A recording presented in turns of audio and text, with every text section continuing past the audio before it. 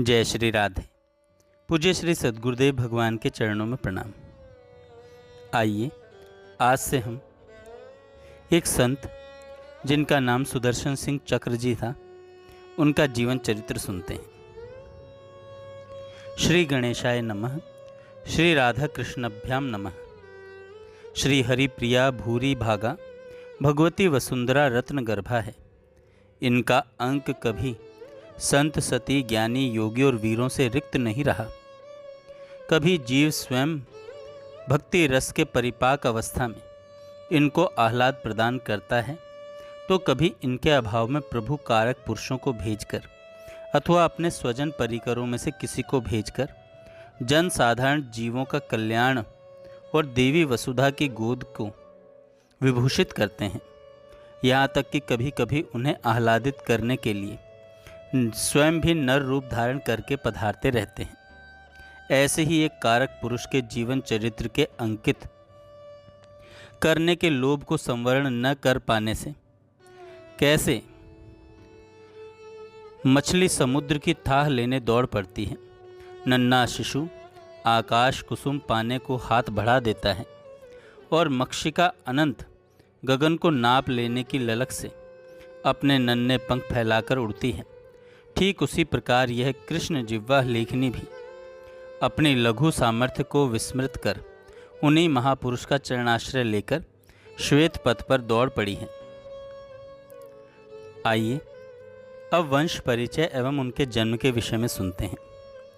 पश्चिमी वाहिनी भगवती भागीरथी के तट पर त्रिभुवन गुरु जीवाचार्य भगवान विश्वनाथ की मोक्षदायिनी पुरी वाराणसी जिले के अंतर्गत चंदौली तहसील में मुगल सराय कलकत्ता लाइन पर सकलडीहा रेलवे स्टेशन से 6 किलोमीटर पर स्थित भेलहटा गांव है। यहाँ भृगु गोत्रीय क्षत्रियों का बाहुल्य है, किंतु बहुत समय पूर्व गाजीपुर जिले के तुर्कवालिया गांव से एक सूर्यवंशीय परिवार भी यहाँ आकर बस गया था। इसी परिवार के ठाकुर श्री गोवर्धन सिंह ने अपने परिश्रम और बल पौरुष से पर्याप्त भूमि गोधन अपने सुख के निवास योग्य आवास के साथ साथ गांव में अच्छा सम्मान एवं प्रतिष्ठा भी अर्जित कर ली थी। श्री गोवर्धन सिंह जी के 4 पुत्र हुए, आदित्य, रामकिशोर सिंह, राम मनोहर सिंह और रामाज्ञा सिंह। चारों भाइयों में ठाकुर रामकिशोर सिंह ही गृहस्थ हुए। ठाकुर रामकिशोर सिंह की साध्वी पत्नी स्वरूपा के गर्भ से दिनांक 14 नवंबर सन 1911 ईस्वी को प्रथम पुत्र का जन्म हुआ। बालक गौरवर्ण, हष्टपुष्ट और मातृमुखी था। मातृमुखी पुत्र और पितृमुखी कन्या भाग्यशाली होती हैं। लोक की इस अवधारणा के अनुसार घर में सभी आनंद और उल्लास से भर गए कि बालक की मुखाकृति माँ से मिलती है, अतः बालक बड़ा भाग्यशाली होगा। सोहर गाने को इकट्ठी हुई स्त्रियों ने बारी बारी से बालक का मुख देखा और क्रमशः इसी बात की पुनरावृत्ति की। चौपाल में बड़ा सा फर्श बिछा दिया गया। पूरे गांव में जैसे आनंद उत्सव की लहर छा गई हो। द्वार पर बधावे बजने लगे और घर के भीतरी चौक से स्त्रियों के गाने बजाने के स्वर गूंजने लगे। ठाकुर रामकिशोर सिंह अपने छोटे भाई रामाज्ञा सिंह के साथ बधाई देने के लिए आने वालों का स्वागत कर रहे थे। रामाज्ञा सिंह की प्रसन्नता की सीमा नहीं थी। उसके पैर मानो धरती पर नहीं पड़ रहे थे। प्रसन्नता से खिला चेहरा वह चारों ओर व्यवस्था करता हुआ घर बाहर उत्साह में घूम रहा था। ठाकुर रामकिशोर सिंह धीर गंभीर प्रसन्न मुख फर्श पर बैठे हुए आने जाने वालों से बात करते, किसी वयोवृद्ध को आते देखकर उठकर उनका स्वागत करते और सामाजिक परंपरा के अनुसार किसी की पद वंदना करते, किसी को हाथ जोड़कर सिर झुका लेते। पुत्र जन्म की बधाई देने वाले याचकों को मनमाना दान देकर उन्हें सुप्रसन्न मन संतुष्ट करके ही भेजते। ठाकुर रामकिशोर सिंह ने अपनी संतान परंपरा के अनुसार इस नवजात शिशु के विविध संस्कार करवाए। इस सुंदर सौम्य गौरवर्ण बालक का नामकरण संस्कार विधि पूर्वक संपन्न किया गया, जिसके अनुसार इनका नाम सुदर्शन रखा गया। इनके पिता ही क्या, कोई भी नहीं जानता था कि ग्रामीण अंचल में पलने वाला बालक किसी दिन महान प्रतिभा का धनी होगा। सुदर्शन के अतिरिक्त ठाकुर रामकिशोर सिंह को 3 संतानें और हुईं, समझ सिंह, राजशेखर तथा एक कन्या जयंती। इनमें राजशेखर और जयंती अल्पकाल में ही दिवंगत हो गए। ठाकुर रामकिशोर सिंह भगवती सिंह वाहिनी दुर्गा माँ के अनन्य उपासक थे। बिना दुर्गा पाठ किए उनके कंठ से जल भी नहीं उतरता था। चैत्र शुक्ल नवरात्र एवं अश्विन शुक्ल नवरात्र में निष्ठापूर्वक नियमों का पालन करते हुए दुर्गा सप्तशती का पाठ, यज्ञ आदि अनुष्ठान विधि पूर्वक करने के पश्चात अंत में नवमी तिथि को बलि भी अर्पित करते।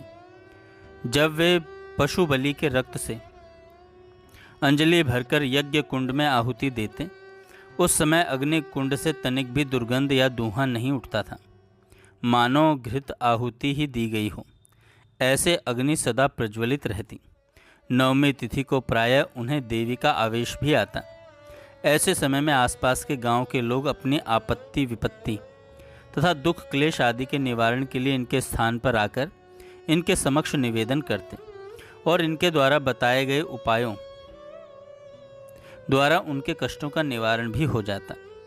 एक बार जब रामकिशोर सिंह दुर्गा जी के आवेश में सिर पर उत्तरीय धारण किए हाथ में खड्ग लिए बैठे थे और उनके चारों ओर देवी की जय जयकार हो रही थी, तब भेलहटा के ही निवासी श्री बद्री तिवारी अपने रुग्ण पुत्र को लेकर इनके चरणों में डालकर उसे आरोग्य प्रदान करने की प्रार्थना करने लगे।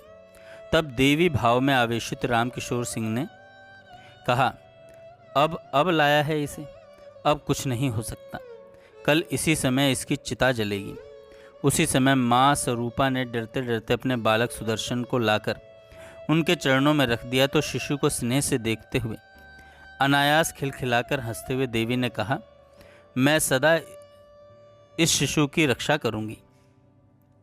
यह मेरी पूजा अर्चना तो नहीं करेगा, किंतु सदा ही मैं इसे साक्षात दर्शन देती रहूंगी। इसे किसी भी निकृष्ट शक्तियों से भय नहीं रहेगा। डर मत, यह चिरायु होगा। दुर्गा भक्त ठाकुर रामकिशोर सिंह का अपने ज्येष्ठ पुत्र सुदर्शन पर असीम वात्सल्य था। अपने सिद्धांतों के प्रति निष्ठा, सदाचारी मनोवृत्ति और तेजस्विता बाल्यकाल से सुदर्शन को अपने पिता से विरासत के रूप में प्राप्त हुई थी।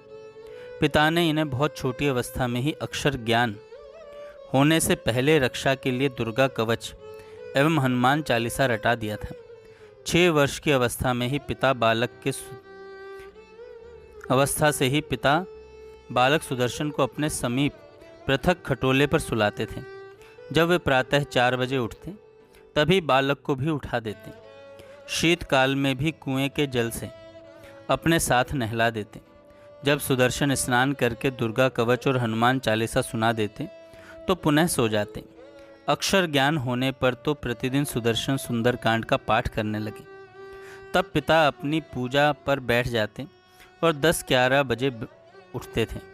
वात्सल्यवश माँ बालक के शीघ्र उठने के पक्ष में नहीं थी। वह चाहती थी कि जब वह स्वयं स्नान कर ले तब बालक उठे, जिसमें सुविधा से जलपान करा सकें। अन्यथा बालक तो प्रातः की रोटी को मध्याह्न में देने पर भी नहीं खाता, सीधे कह देता कि यह तो सड़ी है। रात्रि को पिता सुदर्शन को नित्य ही पौराणिक कथाएं सुनाते, जिन्हें वे बड़े उल्लसित मन से सुनते। जब रामायण का पाठ करते तब पिता का संकेत पाकर सुदर्शन सन्मुख बैठ जाते। भरत चरित्र चित्रकूट मिलन प्रसंग पर उनके नेत्र भर आते। सुंदर कांड में हनुमान जी का चरित्र पढ़ते सुनते समय वीर रस से भर जाते। उनको यह चरित्र बहुत प्रिय लगता। पिता के तेजस्वी स्वभाव और ओजस्वी वाणी से वही क्या घर के सभी सदस्य और नौकर, हलवाहे और चाचा रामाज्ञा सिंह भी बहुत डरते। सभी उनकी बातों को महत्व देते थे।